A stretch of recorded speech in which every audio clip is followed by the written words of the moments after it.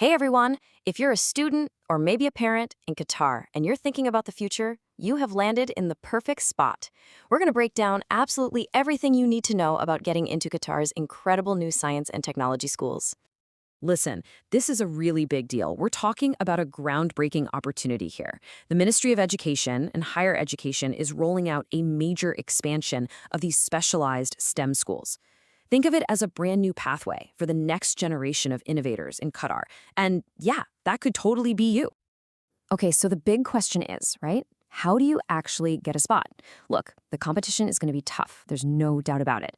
But don't you worry, we've got your back. In this guide, we're going to walk you through the whole shebang, from figuring out if you're eligible all the way to that final interview. We want to make sure you're ready to shine. All right, first things first, let's dive into the schools themselves. You've got 3 fantastic options to look at, and each one is a little different.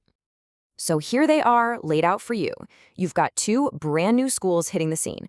For the boys, there's the Sakhama school, and that's for grade 7.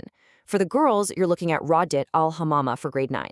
Now, both of these new schools have 100 spots up for grabs. Then you've also got the established boys' school in Seneem, and that one's taking applications for both grade 7 and grade 9, with 48 spots open for each of those grades. So a few different paths to consider. Okay, so you've seen the schools, maybe you've already got one in mind. The next crucial step is checking if this is for you. Let's talk eligibility. And the first hurdle, you guessed it, is academics. I mean, these are top-tier schools, so they're definitely looking for students who are serious about their studies. But before we even get into the grades, let's cover a few of the basics. You have to be a Qatari citizen or an eligible resident, and you need to be currently enrolled in a school right here in Qatar, one that's recognized by the ministry. Pretty straightforward stuff. All right, you ready for the magic number? It's 80%. You're going to hear this number a lot. First up, you need a minimum of 80% in mathematics. That's the baseline. And that high bar, it carries right over to science. You'll need that same 80% minimum in this course subject too. No surprises there. And last but definitely not least, English.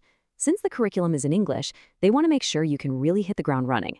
So yep, you guessed it, an 80% minimum is required in English as well. So let's lock that in. 80, 80, 80. Math, science, and English. So if you're sitting there nodding along thinking, yep, I've got that, then congratulations. You are ready to get that application started. So let's do this. We're going to walk through the 5 simple steps to get it done. Okay, get your calendars out because these dates are absolutely crucial. The application window opens on January 26th, but the one you really need to circle in red is February 20th. That's when it all closes, and trust me, that deadline is non-negotiable. Don't leave it to the last minute. After that, you'll be waiting until about the end of May to hear the final results. The good news is this whole process is online, which makes it super easy. All you have to do is go to the ministry's website, find your way to the Ma'arif portal, and log in. From there, you just fill out the application, upload your documents, your report cards and stuff, and hit that submit button. Just make sure you do it all before that February 20th deadline we just talked about. Hitting submit feels great, right? It's a huge step. But, it's actually just the beginning of the journey. So what happens after your application goes off into the ether? Let's break it down. Okay, so the whole evaluation is basically split into 2 big phases. Phase 1 is the academic screening. This is where they go through your application and just double check that you meet those 80% minimums. Simple. If you pass that check, you move on to phase 2, aptitude testing. And this is where it gets a little more intense, with entrance exams and a personal interview. So for those of you who make it past that first screening, you'll need to gear up for 4 different entrance exams. They're going to test you on math, your English skills using something called the APTIS test, your cognitive abilities with the CAT-4 test, and finally, your Arabic language skills. You really have to do well on these to get to that next and final step. You might be wondering, wow, this is a lot of effort. So why is Qatar putting so much into these schools? Well, it's about something way bigger than just getting a great education. It's really about building the future of the entire country.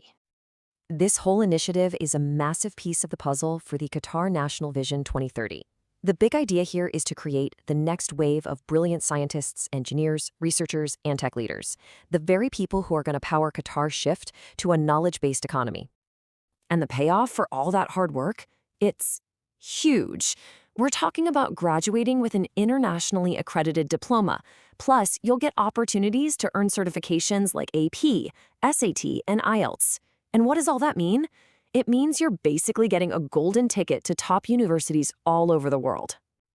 So there you have it. We've looked at the schools, we've gone through all the requirements, and we've seen the incredible vision behind this whole thing. The only question left is for you. Are you ready to step up, take on this challenge, and be a part of building the future? Because the opportunity, it's right in front of you.